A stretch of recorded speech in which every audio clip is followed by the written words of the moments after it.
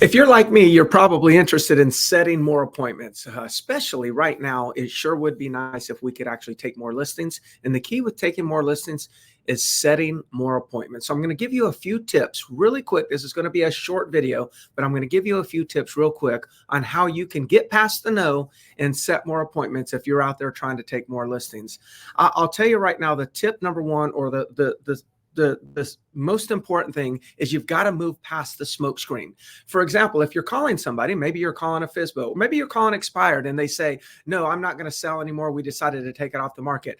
That is a smoke screen, because 80% of them are going to go right back on the market within the next week or two. So we know it's a smoke screen because the same people that say they're not selling end up listed again, either with their previous agent or a new agent. Most of the time they list at a better price and better terms. So we've got to move past the smoke screen. An example of that is somebody says, we just decided to take it off the market. Oh, okay. You decided to take off the market. No problem. I'm just kind of curious because a lot of properties in your neighborhood sell. It's very rare that anything fails to sell. I know yours didn't sell while you were listed.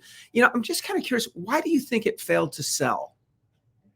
You just ask them a question like that. See, when you ask them a question like that, you're just moving past the smoke screen. You're not really addressing, oh, you're not going to sell. Why aren't you going to sell? Did your plans change? Just don't address it. Just move on and start talking about something else. And the key is, if you ask them a question like, why did it fail to sell? They will immediately answer that question, and you have just moved past the smoke screen. The second thing is we need to interrupt their patterns. What I mean by that is, no, we don't want to sell. No, thank you. And then that's when I'm going to say something like this. In other words, I can see their pattern is in their minds. They're thinking, I'm going to tell any real estate agent that called me that I'm not interested in selling, that I'm not doing anything, that I changed my mind. That's a pattern. So what I'm going to do is just kind of like moving past the smoke screen. I'm going to interrupt that pattern by saying something like this. Greg, I really appreciate your transparency. I really appreciate that, and let me know kind of where you stand. I am kind of curious though, in the event that it would have sold before, where were you moving? And they say, well, I'm going to Atlanta. Atlanta. Okay, great. And I'm just kind of curious, what was drawing you to Atlanta?